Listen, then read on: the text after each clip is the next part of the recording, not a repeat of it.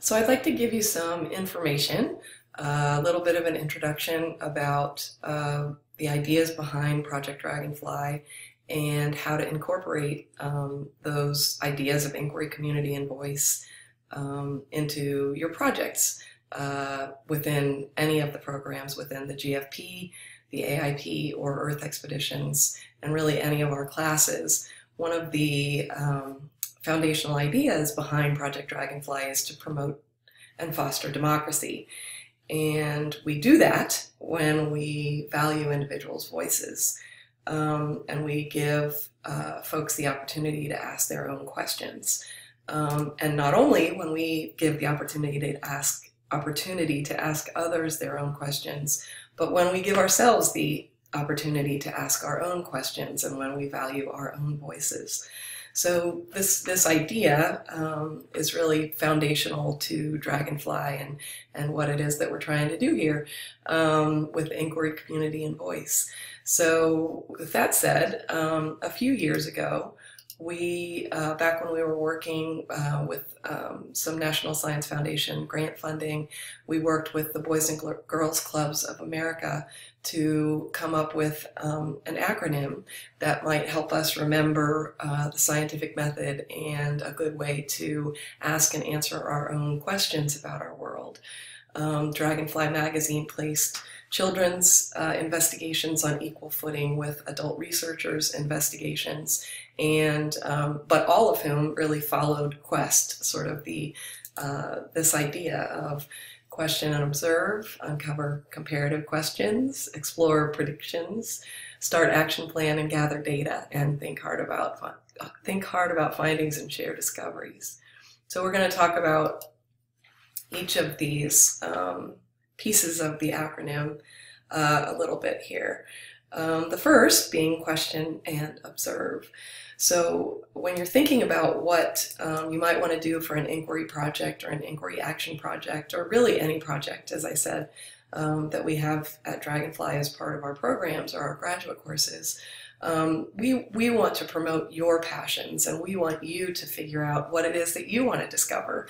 So think about what your passions are, what your interests are, and what you might want to investigate in your home, your work, your community, your life.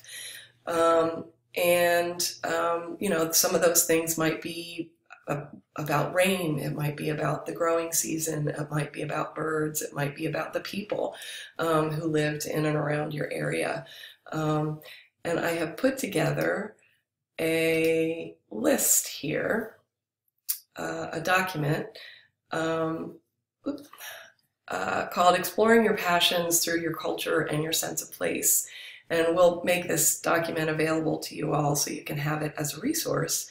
So lots of people come into our program with an idea that they are completely ready to explore marine science or a specific aspect of marine science, or you know, the invertebrates outside their front door. They are really interested in insects, and they know what they're going to do. But you know, by the same token, a whole lot of folks come into our programs and our classes not knowing what kinds of questions they are, having an idea, but maybe not knowing the kind of direction that they'd like to take for a particular project. And so if you really dive deep into your own culture and your sense of place about where it is that you live in the world, that'll help you identify what your passions are if you're sort of wondering what you might want to explore. The first list of bullets here, the first bulleted list is about yourself and your own culture. What are your favorite foods? What do you like to do when you get home from work? What was the last movie you made? What you read? Or the movie you watched or book you read? And how did those make you feel? Why is your favorite room in your house your favorite? So this first list, you know, really hopefully helps you at least get in touch with your own culture and what is important to you. The second list I put together with help. The citations are at the bottom of the document from a couple of different locations, but you know, what is outside your front door, and what might you be interested in exploring outside your front door in terms of biotic or abiotic communities, with invertebrates, with birds, with animals, with the people outside your front door. And so the second list really is a good way to explore your sense of place and where you are, because that might help you identify passions about which you might not be immediately apparent to you. So hopefully this list of questions will help you identify some of those passions. And then we want you to look more closely at those questions and observations and investigate, the same things you saw or were interested in before, but sort of more deeply.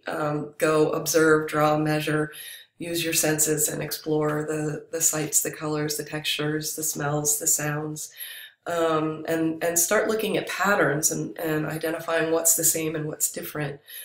Because a critical step in your careful observations, a critical step in this process of quest is moving from a question to a comparative question. And not all scientific investigations have to be comparative questions. But if you start there and you explore that, the way a question can be worded comparatively, it really gets you to the next step and gives you a kind of a solid foundation upon which to build an investigation. So now we're looking at finding just the right question to investigate by uncovering comparative questions. So you're thinking more deeply about those questions you have and maybe making some decisions about what it is you really do want to investigate, because it sparks your imagination and it sparks your passion. And it sparks interest in solving your own investigation and your own inquiry. And think about what your questions can add to our understanding of the world and your understanding of the world. Who might find this question particularly interesting? And not knowing the answer might be a good indication that you're headed in the right direction. So if we're wondering about spiders in our yard and we wonder how many we can find, we can go outside and count 10 outside the front door. But if we think comparatively and wonder whether certain spiders are in this place in my yard or that place in my yard, it can lead to more questions. Are they near buildings or further away? Are they in trees or grasses more? Is there more protection in a building crevice or the crook of a tree? For spiders or maybe some other invertebrate, could shade be a factor, temperature? And what about spider webs? It sort of gets you thinking about lots of questions and lots of possible investigations. And then we're moving sort of more into possible investigations that you might have. And this list of questions, this next list of questions are actual investigations that Dragonfly folks have done. So how does behavior among zoo-reared primates compare to behavior among primates raised in other ways? How about different zoo-reared primates in the zoo? How do those comparisons and behaviors change? Do young gorillas interact with a silverback as much as they interact with a male teacher? Do young gorillas interact with a silverback as much as young children interact with a male teacher? It's a very interesting question. We had one of our Dragonfly students explore that very question. Do different trees in my yard make different sounds in the wind? Do plants affect the behavior of my kids when I read to them? Do crickets chirp more in the daytime or at nighttime, during sunrise or sunset?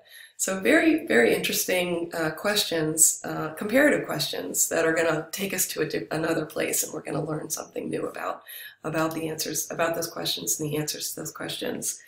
Before we move on, though, we're going to do observations, and we're going to see what kinds of things we see out there, actually, because that's going to inform a good prediction. A prediction is not just a wild guess. It is based in our observation of the world, and it's based in the existing literature and the existing research that others have done prior to our investigations. So what does the peer-reviewed literature say about your topic? And not just sort of the topic of primates, but the topic of allo or auto grooming in primates, or the topic of zoo-reared primates, or in situ or ex situ primates. Once you start honing down your question, you're going to find a lot of research about not perhaps the direct question that you have where there is a gap in the research, hopefully, but that can help inform your predictions about that gap in the research, about your question. The next step, the S, start action plan and gather data. So now you're going to build a plan and figure out how you're going to answer that question. What are you going to do? How are you going to accomplish this plan? Are you going to engage others? And I'll talk about that a little bit more in a second. But Dragonfly is a whole lot about engaging others in all of the process steps of investigation, because we are inquiry, community, and voice. And we do, promote voice and want to engage others in our questions and in answering those questions about the world. And now we're going to sort of create a data sheet, an instrument, a data collection instrument, an ethogram if we're doing an animal behavior study or a survey, and we're going to go find out. We're going to get the answers to those questions. We're going to get data about our question. After that, we're going to think about it. How is our understanding of our world and our place in it changed because of the data that we've gathered about this question. And we're going to share those discoveries with others. It's a really important and imperative part of the scientific process. So what did we find? What does it all mean? And we are creating a quick way of seeing it so that we can share that information with others.